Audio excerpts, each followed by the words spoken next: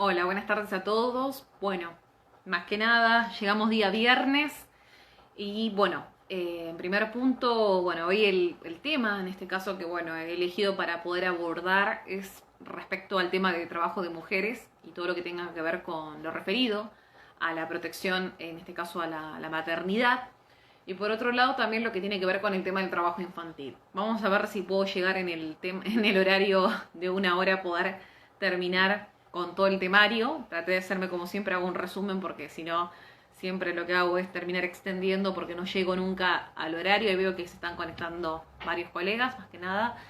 Y bueno, por otro lado también, bueno, me preguntaron mucho respecto, bueno, sabemos que yo he arrancado un curso de actualización laboral, en este caso, digamos, gratuito, que ya varias charlas ya están guardadas en el Instagram donde ustedes pueden acceder, que me preguntaban dónde, y están todas guardadas directamente en el sector de la parte del televisor, que yo siempre lo digo ahí, tocan, hacen clic, y tienen todo lo que son las distintas clases de intercambio telegráfico, liquidaciones laborales, prácticas, donde abarca todo el tema de las multas, de la ley 24013, 25323.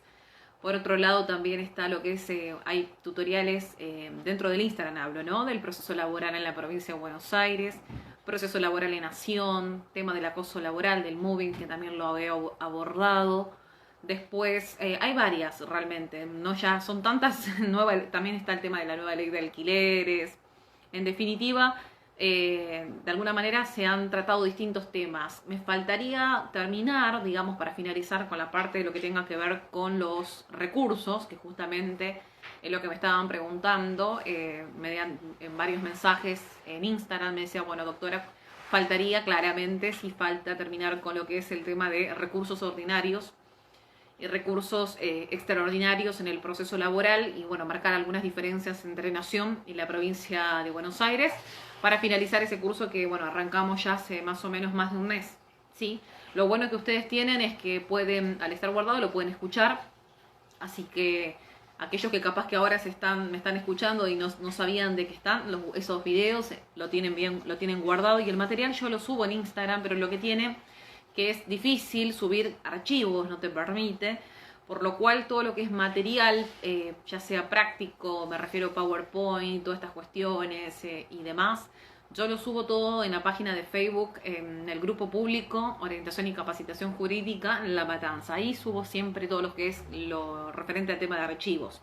O sea, si ustedes en Facebook van a ese grupo público, en archivos van a tener todo lo que es material práctico. No solamente respecto al área laboral, sino también en otras áreas también, de otras áreas, me refiero a familia, civil, penal, etcétera. Bueno, por otro lado, con respecto a lo que me preguntaban también en cuanto al tema de las pasantías virtuales, eso va a ser el día 24 y el día 31 de julio a las 14 horas y se va a extender certificados también. Me hacían muchas preguntas respecto a esa cuestión. Bueno, por otro lado, agradecerle también al doctor Fernando Rampazo, que en este caso realmente, digamos, felicito digamos, lo que, digamos, este proyecto positivo de realizar distintos tipos de pasantías virtuales, no solamente en el área de ART, que es lo que en este caso a mí en particular me convoca, digamos, dar esa materia, esa área, que justamente es una de las que más me encantan, sino también que tiene distintas pasantías en materia de lo que es área de familia, amparos de salud, penal, de todo. La verdad que me parece muy interesante para poder aprovechar pasantías bien prácticas y bueno, felicito que existan colegas que de alguna forma en estos tiempos difíciles y complicados, obviamente que estamos pasando en el ejercicio de la profesión, puedan de alguna manera desarrollar este tipo de actividades que le hagan bien al colega más que nada para seguir capacitándonos día a día, ¿no? Y sobre todo no es fácil encontrarse en esta profesión con ese tipo de colegas, digamos, que proponen e impulsan ese tipo de cosas. Yo lo vengo desarrollando ya también hace más de 5 años, haciendo charlas presenciales, gratuitas, y bueno, lo hago de corazón porque me gusta mucho lo que es la docencia, me apasiona, me hace bien. No me concibiría de alguna forma no enseñando de alguna manera, por lo cual hoy por hoy lo desarrollo en forma virtual y bueno, espero que les sea de utilidad este tipo de charlas que vengo desarrollando. Y bueno, que continuaré desarrollando quizás en menor cantidad, porque bueno, también estoy terminando unos posgrados también que hace que bueno, un poco los tiempos sean cortos. Bueno, no quiero extenderme, voy a arrancar directamente con la temática de lo que es específicamente lo que el tema de trabajo de mujeres, ¿no? Y es bastante lo que, bueno, voy a hacer una síntesis en esta cuestión, pero para que tengan en cuenta varios puntos importantes, ¿no? Vamos a empezar primero con trabajos de mujeres y al último vamos a abordar lo que es el tema del trabajo infantil. Bien, con respecto al tema del trabajo de mujeres, más que nada tengan que tener en cuenta que el artículo 172 de nuestra ley de contrato de trabajo nos habla de la capacidad de la mujer para adquirir derechos y también contraer, obviamente, obligaciones. ¿Sí? Por otro lado, también, si ustedes leen el artículo 172, nos habla también del tema de la no discriminación, el hecho de no ser discriminada por cuestiones en razón del sexo.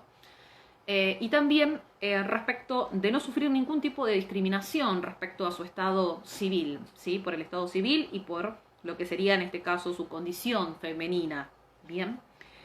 El estado civil que pudo haber cambiado durante la relación laboral, y vamos a ver que justamente por eso nuestra ley de contrato de trabajo también tiene una tutela y una protección al matrimonio, que la vamos a ver más adelante, porque puede haber ocurrido que ese trabajador o trabajadora, acá vamos a hacer en esta cuestión tanto hombre o mujer, puede haber ingresado a realizar sus tareas laborales en un estado de civil soltero, ¿no? Y podemos encontrarnos en una situación que al contraer nupcias y, digamos, casarse, ¿sí? Y siempre que se den ciertos requisitos y de alguna manera también los plazos legales que ya vamos a ver, hay una protección también del matrimonio que la vamos a abordar más adelante.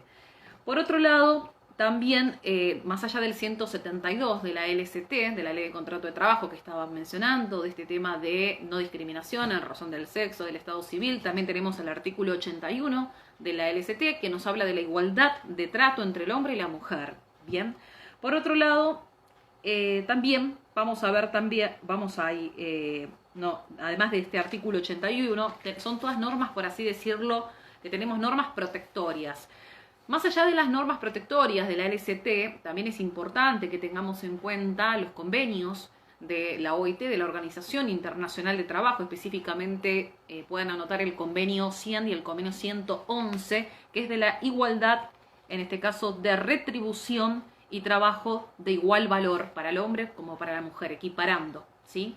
Igualdad, me refiero a lo referente al pago de salarios. Repito, convenios 100 y 111 de la Organización Internacional de Trabajo. Parece importante también recalcar los convenios de la OIT porque también forman parte de nuestro ordenamiento jurídico, obviamente interno, teniendo en cuenta también que la Argentina ha ratificado estos convenios que estoy mencionando, ¿sí? El 100 y el 111 de la Organización Internacional. Por otro lado, con respecto a la protección a la mujer, también tiene ciertos descansos diarios que están previstos en el artículo 174 de la Ley de Contrato de Trabajo, donde nos habla que la misma tiene un derecho de descanso de 2 horas entre lo que sería la jornada matutina y la jornada vespertina. Muchas veces eso no se cumple y seguramente a lo largo de la charla lo vamos a encontrar, y yo misma, inclusive analizando todo lo que es el marco protectorio de la mujer, me daba cuenta que hay muchas cosas que inclusive decía, no, pero esto muchas veces claramente que uno no lo tiene en la norma de la LCT, norma de orden público, pero que no se cumple, y nos habla de este descanso de 2 horas entre la jornada matutina y la vespertina. Derecho que, aclaro, este descanso no es un derecho absoluto porque tiene una excepción, y esa excepción justamente está marcada por el propio 174 de la LCT. Y esa excepción se refiere más que nada a la excepción de este descanso de 2 horas entre jornada matutina y jornada vespertina, cuando de alguna manera se pueden llegar a establecer excepcionalmente horarios de tipos continuos, siempre y cuando de alguna manera se busque de alguna forma tutelar, por así decirlo, la actividad, en este caso de esa empresa, siempre que no se perjudique el interés general, volvemos a lo mismo, interés general, o la actividad productiva de la empresa, como algo muy excepcional a esta regla general de este descanso diario de 2 horas. Bueno, por otro lado, para seguir más adelante, también tenemos regulado lo que es el trabajo nocturno. El trabajo nocturno lo tenemos dentro de lo que sería el artículo 173 de la Ley de Contrato de Trabajo, ¿sí? En principio, vamos a ver que la 24013, en este caso acá, tenemos una modificación importante, porque antes estaba este tema de la imposibilidad de que la mujer realizara trabajo nocturno, lo cual esto fue derogado, ¿sí?, en el año 91 por la Ley 24013, y hoy por hoy la mujer también puede realizar trabajo nocturno como el hombre. Con esta modificación, que vuelvo a repetir, ocurrió en el año 91 con la Ley 24013, introducido en el 173 de la Ley de Contrato de Trabajo, ¿sí? Por otro lado, algo que quiero mencionar también es el artículo 175 de la LST, donde nos habla de la prohibición de ejecución de trabajos a domicilios, ocupa, en este caso, para trabajadoras que se encuentran de alguna manera realizando tareas en algún establecimiento, obviamente laboral, o en alguna dependencia de la empresa. Y esto no hay que confundirlo con el trabajo a domicilio. Una cosa es el trabajo a domicilio, que está regulada por una ley específica, que es la ley 12.713. Me refiero que la mujer no está obligada, hay una prohibición de que el empleador de alguna manera pretenda, ¿sí?, en este caso querer que la misma realice tareas a domicilio cuando la misma presta sus tareas en el establecimiento. Por eso digo, distingamos al trabajo a domicilio, que tiene otra regulación totalmente especial y específica por otra ley. Bien, seguimos con el tema del 176 de la LST. ¿Por qué es importante el 176 de la Ley de Contrato de Trabajo? Porque nos habla específicamente de la prohibición de que la mujer realice tareas penosas, insalubres y también de tipo peligrosas. Y la doctrina y la jurisprudencia en este punto también nos explica qué se entiende por penosa, qué se entiende por insalubre, qué se entiende por peligrosa. Por penosa se entiende todas aquellas que tengan de alguna o exijan un desgaste físico y psíquico.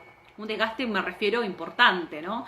Por otro lado, también me refiero a tareas penosas como tareas que son incómodas para la mujer, que no se sienta cómoda realizarlas. Sí, y vuelvo a lo mismo, que implican claramente un desgaste en la integridad psicofísica de la misma. Por otro lado, con respecto a lo que tenga que ver con lo insalubre, me refiero a tareas insalubres, todas aquellas que de alguna manera tengan que ver en donde el ambiente en el cual se desarrolla, en este caso la mujer, es un ambiente insano, es un ambiente tóxico, donde hay agentes físicos, químicos o biológicos, agresivos o nocivos, ¿sí? Tiene que ver con el ambiente. El ambiente, por así decirlo, que de alguna manera juega en contra y que atenta contra la salud de la misma. Eso sería un trabajo claramente, obviamente, insalubre. Bien. Por otro lado, con respecto a la peligrosa, porque muchas veces lo insalubre parece que también es como que está muy de la mano de lo peligroso.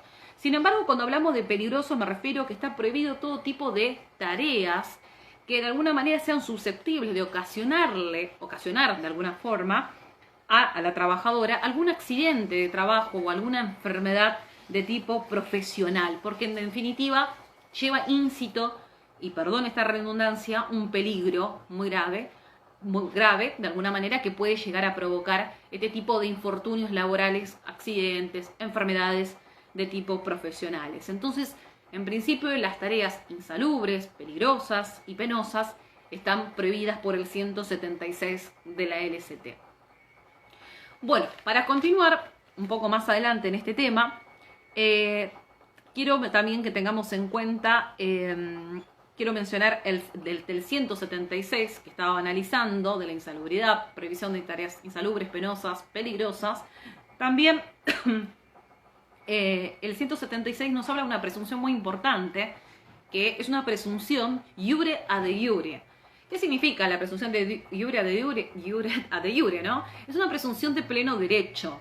¿Por qué me refiero que es una presunción de pleno derecho? Porque se refiere a una presunción donde, de alguna manera, se presume la culpabilidad del empleador en caso de que, de alguna manera, se haya producido un accidente o una enfermedad de tipo profesional que estuviera, de alguna manera, estuviera prohibida esa actividad de alguna manera, para que, o sea, una actividad me refiero prohibida, para que realice la mujer, ¿no? Y termina provocándole algún accidente o alguna enfermedad profesional. Entonces, en consonancia al artículo 1072 del Código Civil y Comercial, acá sí hay una presunción de pleno derecho de culpabilidad del empleador, donde va a tener que responder, obviamente, por haber, de alguna forma, o en este caso, sí, por así decirlo, obligar a esta trabajadora que desarrolle una tarea prohibida, que justamente del 176 nos habla de las tareas prohibidas. Entonces la presunción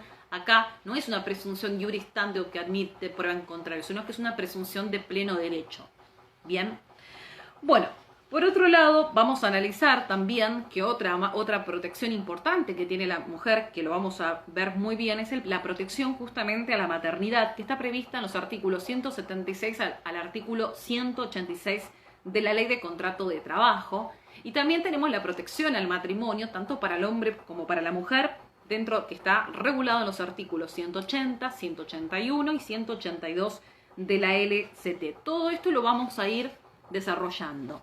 Vamos a arrancar con la protección a la maternidad. Y la protección a la maternidad, importante, porque vamos a ver que justamente el legislador lo que busca de esta manera aquí en esta cuestión es tutelar algo fundamental, ¿sí? La familia como el núcleo central. Y vamos a ver la regulación de la protección a la maternidad regulado dentro del artículo 177 de la Ley de Contrato de Trabajo, ¿sí? Donde tenemos aquí toda una norma protectoria en el embarazo. Vamos a ver que la mujer goza de una licencia paga de 90 días, ¿sí?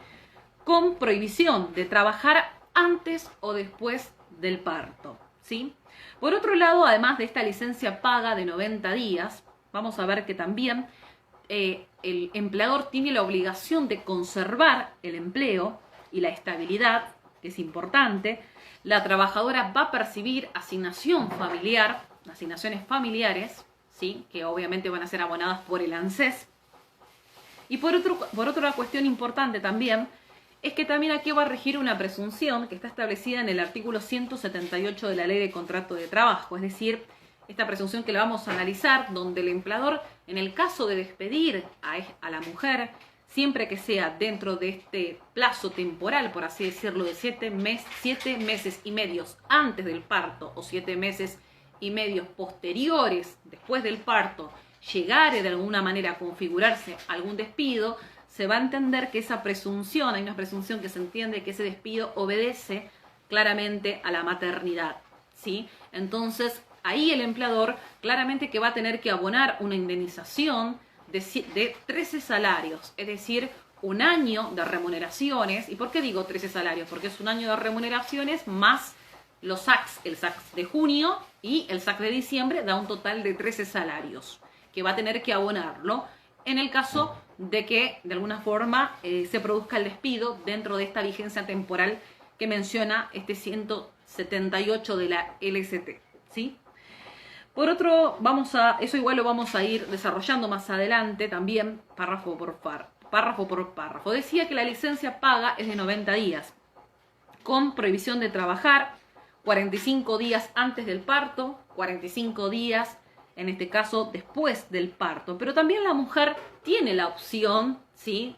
De alguna manera, de que puede tranquilamente esos 90 días decir, bueno, tengo 90 días, en definitiva, pues, que es la licencia que tiene, obviamente que estaba mencionando, que conforme surge del artículo 177 del primer párrafo de la LCT, bien puede la mujer tomar la opción, de alguna manera, de tomarse 30 días, que generalmente muchas veces ocurre eso, 30 días los toma de licencia antes del parto y toma después 60 días para 60 días después del parto. No es que obligatorio que tienen que ser 45 días antes del parto y 45 después del parto. Bien puede tiene esta opción de alguna manera de limitar 30 días antes y 60 posteriores al parto. Eso es una decisión obviamente que la va a tomar obviamente la trabajadora embarazada. Bueno, eso me parece también importante, esa es una opción de acumular, ¿sí? Como vuelvo a repetir, que quedará a criterio de la trabajadora. Siempre respetando obviamente este plazo de 90 días, ¿sí? Obviamente que esto es lo que establece nuestra ley de contrato de trabajo de esta licencia paga de 90 días, ¿sí? 177 en el primer párrafo. Pero tengamos en cuenta que sería el principio, una regla general que establece la LST. Sin embargo, es importante que nosotros tengamos que ir siempre al convenio colectivo aplicable a la trabajadora, porque puede ocurrir que pueda establecer un plazo mayor, ¿sí? Entonces, uno siempre va a tener que ir, obviamente, al convenio colectivo. Hay convenios colectivos que tienen ciertas, obviamente, otro tipo de licencias distintas, pero en principio corre esta licencia de 90 días. Pero me parece importante que siempre, cada vez que nos llegue un caso en particular, tengamos que ir al convenio colectivo, ¿sí? Para ver si no hay, de alguna forma, una licencia que sea mayor y sea lo que tengamos que aplicar. Por otro lado, con respecto al hombre, la licencia del hombre me refiero en esta cuestión, ¿qué ocurre? Bueno, es muy discutida porque la licencia del hombre es de 2 días corridos por paternidad, lo cual esto ha generado mucha discusión porque realmente es un plazo muy poquito de 2 días. Tenemos otros países como por ejemplo Noruega, que otorga al hombre por licencia por paternidad de 190 días. En el caso, por ejemplo, de Suecia estaba indagándole 70 días. España 14 días y nosotros tan solo, una licencia de paternidad que solamente corre por 2 días corridos, lo cual genera debate a que sea necesario un cambio en nuestra norma, obviamente en la ley de contrato de trabajo y obviamente extender este plazo de 2 días corridos, salvo que el convenio colectivo establezca también acá de alguna manera un plazo mayor. Pero en principio sería de alguna forma correría este plazo de 2 días, que me parece que estaría bueno que esté sujeto, ya se cuestiona bastante, sujeto a una modificación por parte del Poder Legislativo.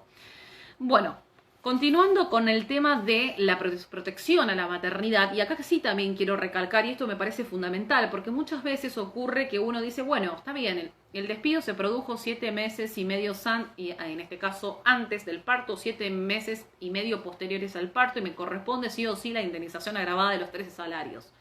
Y acá tengo que ser muy, en esta cuestión importante, que puedan tomar nota, que vamos a tener que cumplir con determinados requisitos, porque tampoco es una presunción que va a operar así, como quien diría automáticamente. Para eso nos tenemos que remitir al artículo 177 del segundo párrafo de la LST. Es muy claro ese articulado y es importante que la mujer, en este caso a través de un medio, en este caso fehaciente, como es el telegrama laboral, notifique que está embarazada al empleador. Debe notificarlo en forma fehaciente.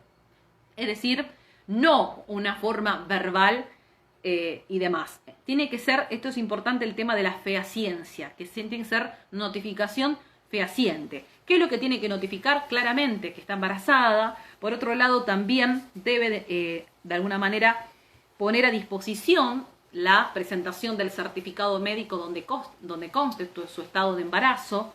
¿Sí? El periodo del embarazo también es importante que esté dentro del telegrama que nosotros le estamos enviando al empleador, porque si no, nosotros no notificamos el embarazo, no va a correr esta multa, esta protección que estaba hablando de estos 13 salarios en caso de producirse el despido. Entonces, es importante cumplir con la notificación fehaciente. Y si bien hay una jurisprudencia muy minoritaria en esta cuestión respecto donde se resolvió, no recuerdo los autos caratulados, pero era una mujer donde el empleador sabía del estado del embarazo, tenía un notorio conocimiento, que es más, inclusive le había hecho varios regalos, y que es una jurisprudencia minoritaria, pero mayoritariamente hay que respetar este tema de la intimación en este caso en forma fehaciente. Después se puede discutir mucho si lo notificó el empleador por un correo electrónico, si lo notificó por un WhatsApp. Con todos estos cambios que hoy estamos teniendo con esta situación de pandemia, podría dar lugar a mucha discusión de que entró a la esfera de conocimiento. Pero en principio la LST es muy rígida en esa cuestión y la jurisprudencia también en este tema. Conozco algunos fallos donde dieron lugar a notificaciones que cursó la trabajadora a través de correos electrónicos, pero siempre digo, para no arriesgarnos a este tema de recurrir a una jurisprudencia minoritaria, por así decirlo, mejor respetar que la intimación se haga en forma fehaciente. En definitiva, hoy por hoy el correo está funcionando, los telegramas se pueden enviar. Entonces, en principio no me jugaría con esto de mandarlo por un correo electrónico, por un WhatsApp, sino que respetaría de alguna manera lo que estipula el 177 y más sabiendo que es muy tajante la jurisprudencia en cuanto a esta cuestión.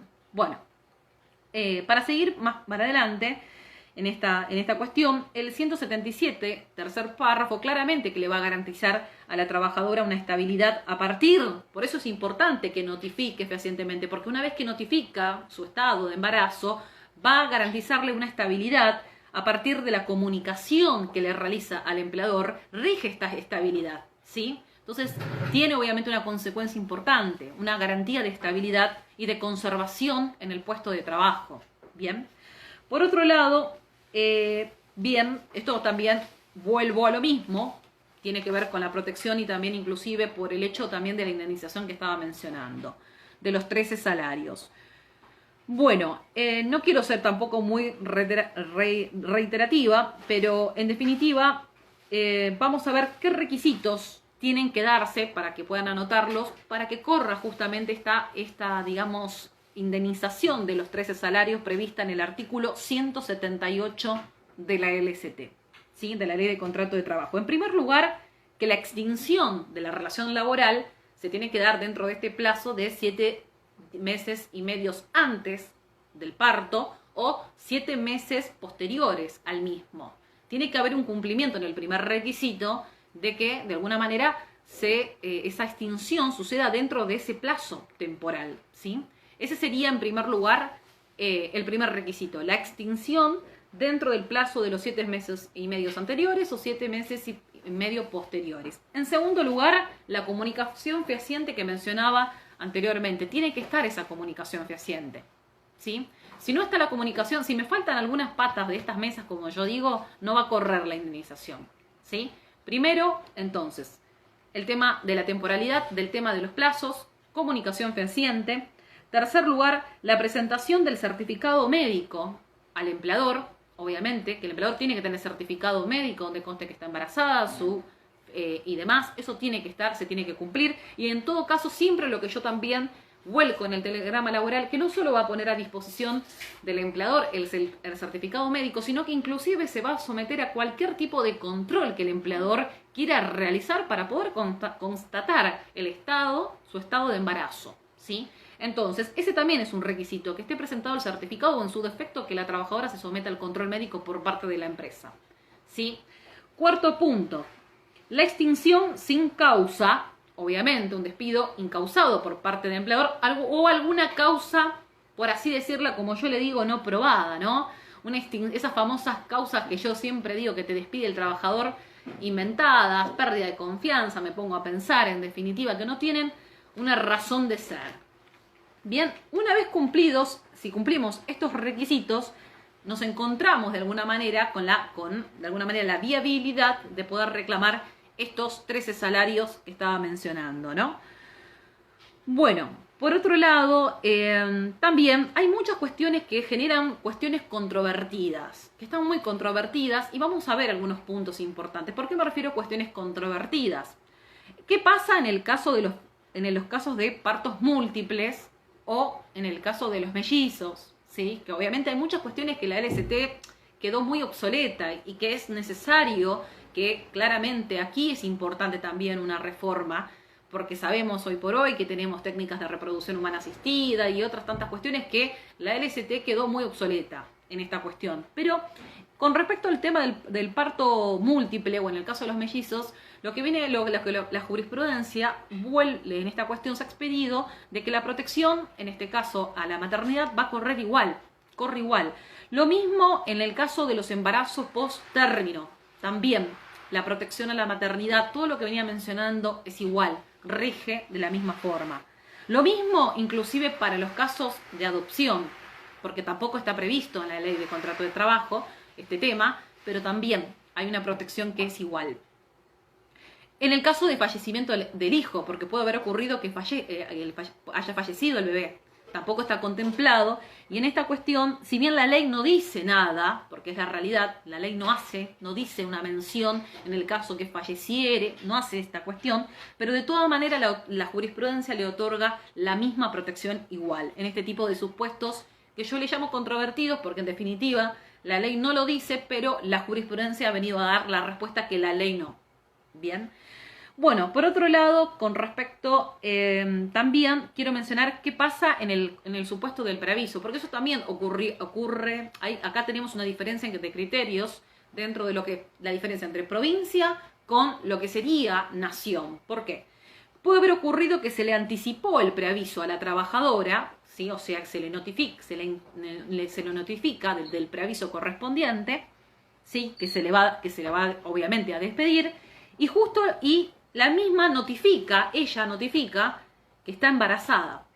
Entonces, en ese caso se generó mucha controversia y lo que la Suprema Corte, que claramente la Suprema Corte doctrina legal, que tienen que respetar los tribunales, obviamente inferiores, resolvió que va a prevalecer el preaviso, es decir, esta comunicación que hace el empleador de despedir por sobre la notificación que cursa la mujer embarazada. Sin embargo, en nación, en capital, como de alguna manera decirlo, es mayoritariamente las distintas salas departamentales de las Cámaras Nacional de Apelación de Trabajo le da preponderancia a la maternidad por sobre al preaviso. Es decir, si nos vamos a capital, prevalecerá la maternidad por sobre el preaviso, y si nos encontramos dentro de la provincia de Buenos Aires, con doctrina legal de la Suprema Corte, prevalece el preaviso sobre la maternidad. O sea, son criterios totalmente opuestos, como quien diría el agua y el aceite, de acuerdo a cómo nos encontremos en la jurisdicción. Pero bueno, lo quiero mencionar para que lo tengamos en cuenta en un caso que nos pueda llegar a tocar así, que puede ocurrir. A lo último voy a estar respondiendo algunas preguntitas, porque sé que ahí me están escribiendo algunas, pero para que el tiempo lo pueda llegar a terminar, porque si no, nunca termino. Bueno, con respecto a lo que tiene que ver con, bueno, en este caso, bueno, lo que estaba hablando de estos son casos, digamos, controvertidos, como quien menciona. En el caso del cierre del establecimiento, si se cerró el establecimiento, lo que se ha venido de alguna manera resolviendo aquí la jurisprudencia, que sería improcedente la multa agravada. En el caso de cierre de establecimiento, menciono, ¿no? Es una doctrina mayoritaria en cuanto a esta cuestión. Bueno, por otro lado, en el caso del periodo de prueba, va a prevalecer la maternidad, ¿sí? Va a prevalecer la maternidad. Y por otro lado, también en el caso de lo que sería específicamente lo que es el contrato eventual, que es una modalidad obviamente de contrato, ¿qué ocurriría en un contrato eventual? En el contrato eventual vamos a ver que se va a, de alguna manera, establecer una tutela, por así decirlo, a la trabajadora embarazada, pero que va a estar, de alguna manera, esa protección va a estar limitada, por así decirlo, a la temporada, ¿sí? Va a estar a la temporada, al tiempo de trabajo. Repito, va a ser una protección limitada a la temporada, como quien diría, ¿no? Esto hablo específicamente de los contratos de tipo, en este caso, eventuales, que se reinician en una pequeña fracción del año. Por lo cual, la tutela claramente que no va a ser durante todo el año, sino durante lo que sería la limitación a la temporada que corresponda. Ahí va a regir esa protección. Bueno, con respecto al tema de la adopción, yo ya lo había mencionado, o también puede ocurrir adopción o adopción de personas del mismo sexo, también aquí van a estar asimiladas y tienen la misma protección a la maternidad que estuve señalando anteriormente. Bien.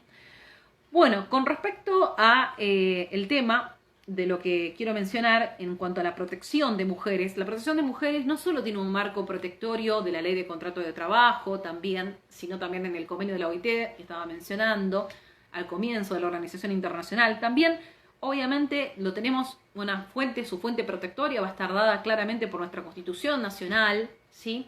Por otro lado, por la Constitución Provincial, ¿sí? Los tratados internacionales que adquirieron jerarquía constitucional, Los convenios colectivos de trabajo, por eso yo siempre digo, vayan al convenio colectivo de trabajo aplicable, porque puede establecer, claramente siempre va a tener que establecer mejores condiciones a la LST, porque la LST le va a fijar un piso, como quien diría, un piso mínimo. Entonces, los convenios siempre van a tener que negociar para mayor, como quien diría, nunca la baja. Entonces, vamos al convenio colectivo. También es importante, ¿sí?, resaltar esta cuestión. Por otro lado, también otro marco protectorio, tenemos que ir no solo al convenio, sino al contrato individual. Yo tengo que analizar el convenio colectivo, pero también el contrato individual que haya sido firmado por esa trabajadora con el empleador. Hay que ver esas cláusulas, ¿sí? También en cada caso, repito, particular. Bien. Por otro lado, tengamos en cuenta que acá rigen principios protectorios importantes, no solamente, obviamente, en la protección a la maternidad, que son inherentes en el derecho laboral, en definitiva, pero nunca está mal de alguna manera mencionarlo. Justamente hablo del principio general protectorio en sus 3 variantes. El principio protectorio tiene 3 variantes. Una de ellas es la norma más favorable, la norma más favorable al trabajador.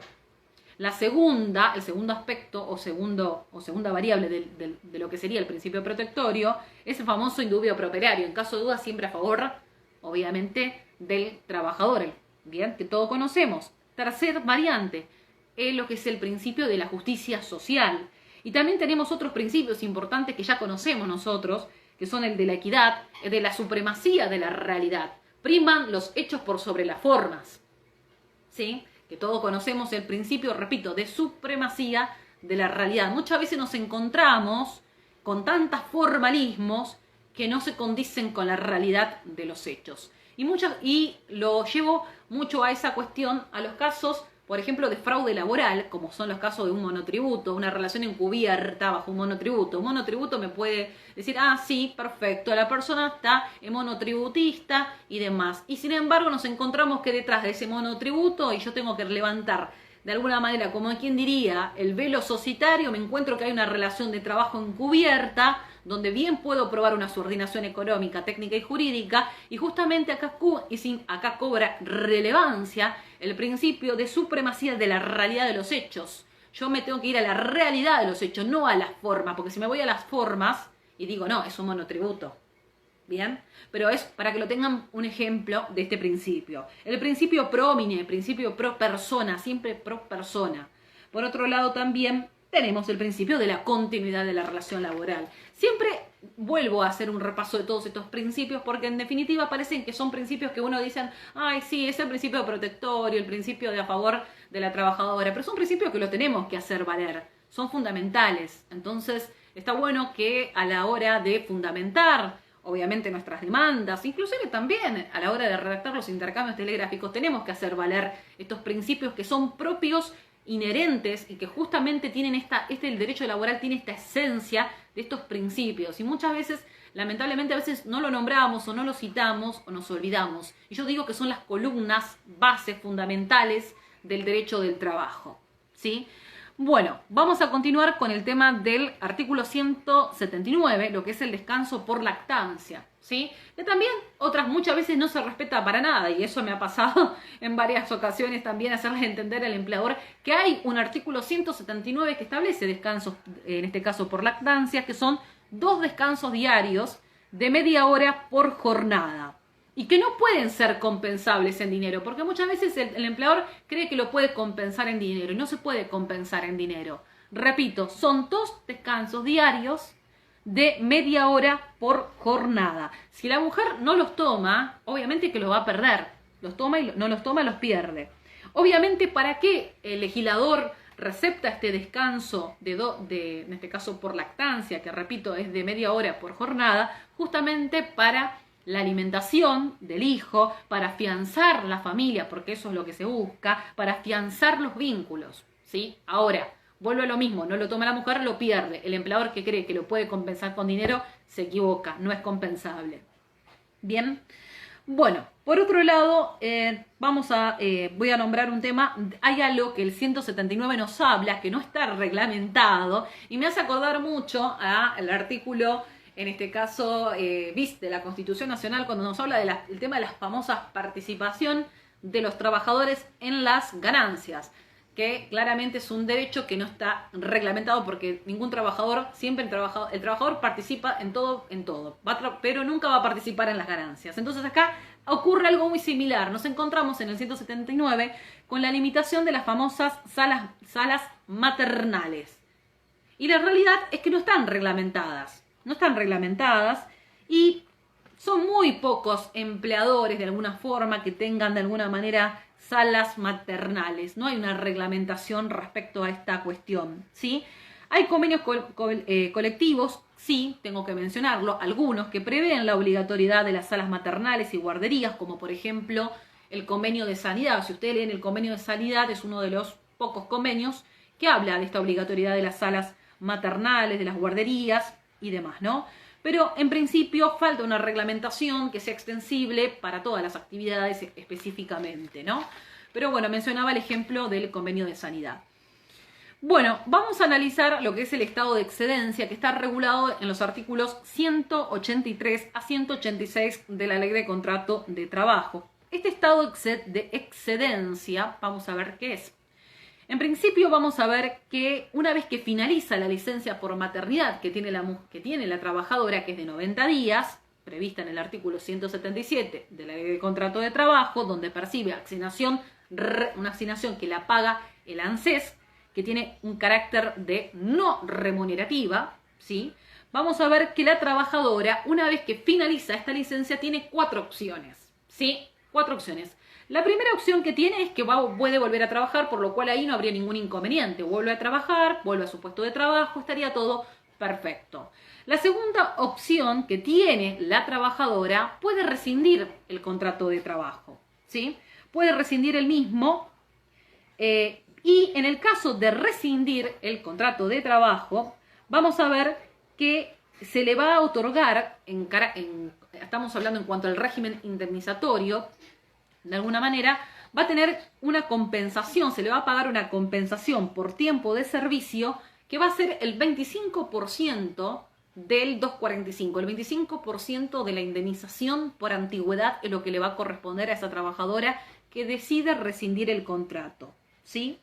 Y no puede, dice la norma, ¿sí? No puede superar un salario mínimo vital y móvil en caso que quiera rescindir el contrato. Pero vamos a ver, con respecto a la opción, dije que la primera era que vuelva a trabajar, no hay inconveniente, la segunda quiere rescindir el contrato, perfecto, le corresponderá esta compensación por prestación de servicio del 25% del salario de lo que sería la antigüedad del 245, ¿bien? Pero se van a tener que dar ciertos requisitos en esa rescisión para que le corresponda esta compensación del 25%. ¿Cuáles son esos requisitos? En primer lugar, que la relación laboral obviamente esté vigente, la vigencia de la relación laboral tiene que estar vigente, la vigencia de la misma. En segundo lugar, el nacimiento del hijo, que el hijo haya nacido, ¿sí? Nacimiento. No estaría aquí encuadrado en el caso de que hubiera fallecido, ¿sí? El tercer requisito es que la mujer tenga una residencia la residencia en el país al menos en este caso dice 2 años, habla también la norma, una residencia pide, y por otro lado una antigüedad mínima de un año, ¿sí? Para que pueda proceder esta opción que tiene de rescindir el contrato, que lo vuelvo a repetir, esto está previsto todo en los artículos 183 a 186 de la Ley de Contrato de Trabajo. ¿Cuál es la tercera opción que tiene la mujer también? Bueno, justamente optar por el estado de excedencia, que está previsto en el 187 de la LST, que lo vamos a analizar un poquito más adelante porque se da lugar para un análisis un poquito más particular. La opción número 4 que tiene la mujer, en este caso la trabajadora, por así decirlo, es no reintegrarse a sus tareas. No se reintegra. Puede ocurrir que esa mujer pasaron los 90 días y uno dice no se reintegró nunca a prestar tareas. Y acá lo podemos encontrar en 2 supuestos, donde hay una rescisión tácita, porque la mujer, acá la trabajadora nada dice, es decir, no se presenta, no hay notificación, no hay telegrama, no hay nada en esa situación.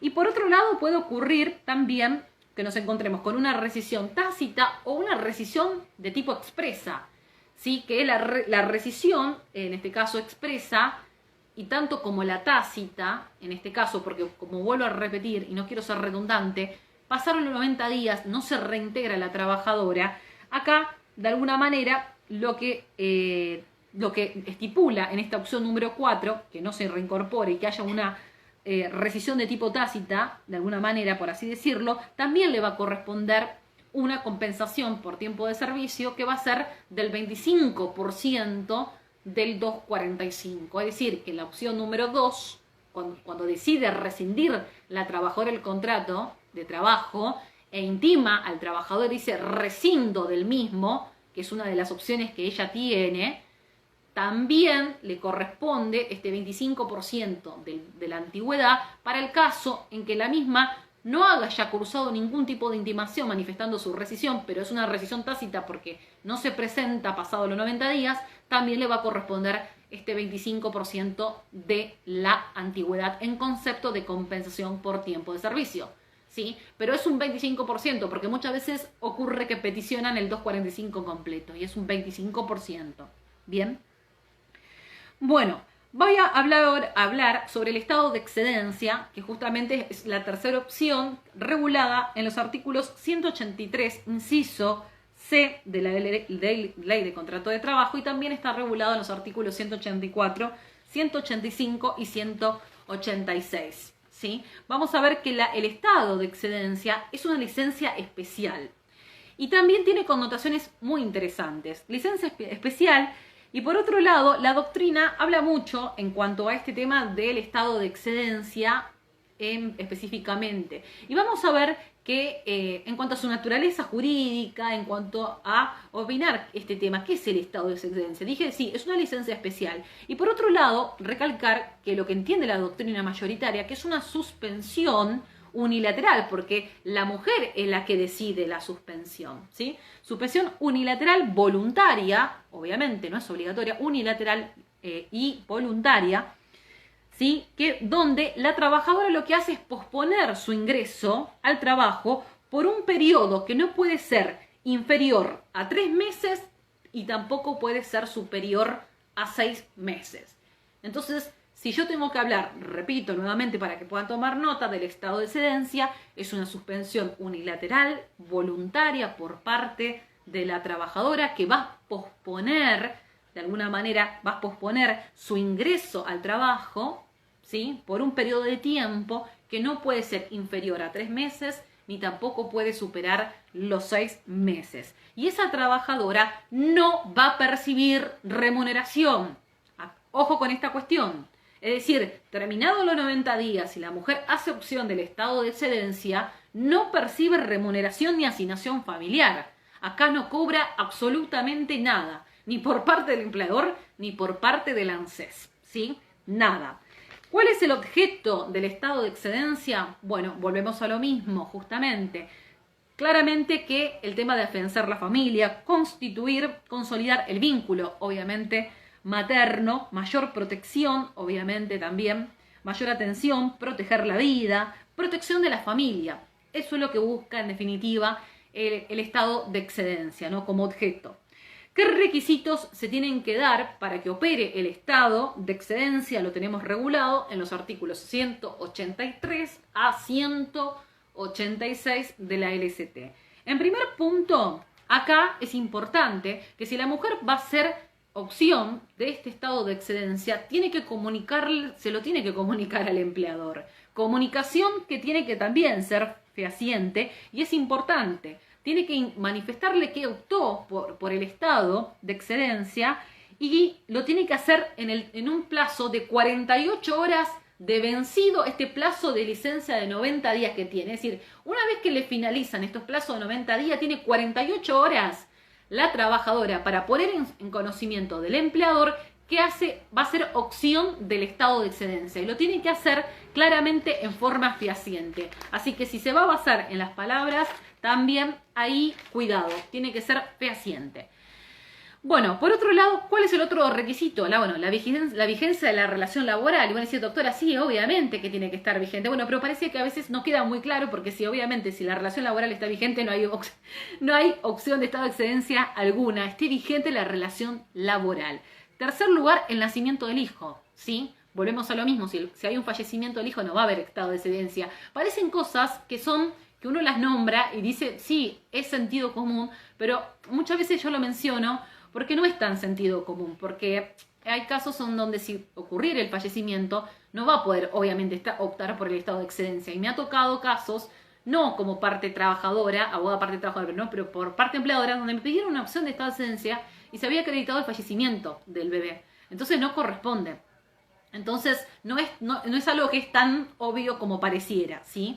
Por eso me parece importante resaltarlo. Por otro lado, la residencia en el país también es importante, ese requisito, y la antigüedad mínima que pide, de alguna manera, la LST es una antigüedad mínima de un año. Un año. ¿Bien? Bueno, por otro lado, recordemos que el estado de excedencia es un plazo que tiene que ser siempre no menor a 3 meses, pero tampoco puede ser superior a 6 meses. Esos son los requisitos, de alguna manera, para de alguna manera que la trabajadora pueda gozar de esta licencia especial, porque eso es una licencia especial, el estado de excedencia, donde, aclaro, no cobra nada, porque muchos dicen va a cobrar algo, no cobra remuneración, no cobra asignación familiar. Bien, vamos a seguir analizando algunas cuestiones. Bueno, por otro lado, ¿qué ocurre una vez que finaliza el estado de excedencia? Es decir, este plazo de 3 a 6 meses. Bueno, la mujer tiene que volver al puesto de trabajo. Y acá nos podemos encontrar, en el artículo 184 de la LST, tenemos dos opciones. En primer lugar, que el empleador la admita a la trabajadora, donde no habría ningún inconveniente. Es decir, vuelve a trabajar en el mismo puesto de trabajo, bajo las mismas condiciones. No nos encontramos con ningún inconveniente. La admite, ¿sí? Vuelve a trabajar, terminado, aclaro, este tiempo del estado de excedencia. Pero también podemos encontrarnos con el caso de que el empleador no la admita en este caso a la trabajadora, no admita su reingreso, ¿sí? Y en el caso de no admitirle el reingreso, ahí, en esta cuestión, el trabajador, sí, digamos, la trabajadora, por así decirlo, va a tener derecho a cobrar una indemnización, la indemnización del 245. Si el empleador no quiere admitirla, ¿sí? No la quiere admitir de alguna manera, bueno, está bien, puede pagarle, le paga el 245, ¿sí? Es como quien diría un despido sin causa, incausado, ¿bien? Ahora bien, en el caso que puede ocurrir también, puede ocurrir que el empleador quiera reincorporarla a la trabajadora, pero haya una imposibilidad fáctica de reincorporarla, porque no la puede reincorporar, en cierta manera, ¿sí? Una imposibilidad, que sería la excepcionalidad a lo que yo estoy mencionando, porque puede haber ocurrido que haya un cambio dentro de la estructura organizativa de esa empresa que hace que imposible que la trabajadora pueda volver a su puesto de trabajo en esa cuestión, y siempre obviamente que prime la buena fe que tiene que obrar entre las partes, ¿no? Entre el trabajador, obviamente el trabajador, como también del empleador, lo que nos habla que en esta cuestión, si de alguna forma no puede el empleador reingresarla porque hay una imposibilidad y no hay mala fe del mismo, ¿sí? Entonces debe abonarle una compensación del 25% del 245. Esto sería la excepcionalidad, pero en principio, en el caso de que el empleador no la quiera recibir, tiene que pagar el 245, ¿sí? Salvo que, de alguna forma, probare que hay una imposibilidad de reincorporarla a la misma, ¿no? Vuelvo a repetir, dentro de toda esta estructura organizativa empresarial. Pero no quiero ser redundante, pero es excepcional. Bueno, en el caso, bien, de la no reincorporación, que es lo que estaba hablando, que tiene que abonar el 25% del 245, ¿sí? Del 245. Bueno, con respecto a el tema del estado de excedencia, no está previsto en nuestra ley de contrato de trabajo el estado de excedencia para el trabajo en el caso del varón, del hombre. Eso no hay una regulación, no está previsto ese tema. También, por otro lado, algo que también quería mencionar, para no irme por esto me parece fundamental porque me lo preguntan y mucho en el caso del estado de excedencia. Claramente, como la mujer no percibe salario y no percibe ninguna asignación familiar por parte del ANSES, tampoco tiene, en este caso, acá no hay una obligación del empleador de abonar, de pagar los aportes correspondientes a la obra social regulada por la 23.660. Es más, el artículo, si ustedes buscan el artículo 10 del inciso G de la ley 23.660 de obras sociales, la mujer puede, en este caso, tener obra social, pero la va a tener que pagar ella, ¿sí? La va a tener que pagar ella de su bolsillo durante el plazo que ella optó por el estado de excedencia, ya sea que optó por los 3 meses o por los 6 meses. Pero el empleador no tiene obligación de pagarle la obra social y la asignación familiar no la cobra y no puede ir a reclamarle ni al ANSES ni al empleador. Si quiere tener la obra social la va a tener que pagar ella de su bolsillo y esto está regulado en el artículo 10, inciso G de la 23.660, que es la ley de obras sociales. Bien, bueno, vamos a pasar rápidamente a la protección al matrimonio regulada en los artículos 180, 181 y 182 de la ley de contrato de trabajo. Hasta ahí vimos todo lo que es la protección a la mujer, a la protección en el tema del embarazo, el estado de excedencia. Vamos a pasar a la protección al matrimonio. Y vamos a ver aquí, en primer lugar, en esta cuestión, que en la protección al matrimonio el bien protegido, como también en el caso de la protección que tiene la trabajadora embarazada, el bien protegido es la familia como núcleo central. Vamos a ver también que tenemos una indemnización agravada en el caso del matrimonio, ¿sí?, que es una presunción iuris tantum que admite prueba en contrario, ¿sí? Admite prueba en contrario, donde tanto el trabajador como la trabajadora, la diferencia acá en esta cuestión, que acá obviamente rige para el hombre como para la mujer, obviamente, en esta cuestión, es que va a tener que abonar el empleador también 13 salarios, un año de remuneraciones, más estos SACs de junio y de diciembre, si el despido de alguna manera se produce 3 meses antes del matrimonio o 6 meses posteriores al matrimonio. Bien, acá también volvemos a lo mismo que en el caso de la protección al matrimonio. Para que pueda operar esta indemnización de los 13 salarios que yo estoy mencionando, que es una presunción iuris tantum prevista en el artículo 181 de la Ley de Contrato de Trabajo, para el caso de la protección al matrimonio, es importante que el trabajador también cumpla con la notificación fehaciente. Tiene que dar a conocer al empleador en forma fehaciente de que va a contraer nupcias, ¿sí? Tiene que notificarlo. Volvemos a lo mismo, no quiero ser reiterativa, notificación fehaciente, no basta la palabra, lo verbal, ¿sí? Porque muchas veces viene el trabajador que te dice, no, pero yo le avisé, se lo dije por teléfono, verbalmente. Lo mismo en el caso de la mujer embarazada. La notificación tiene que cursarse en forma fehaciente. La fehaciencia es fundamental.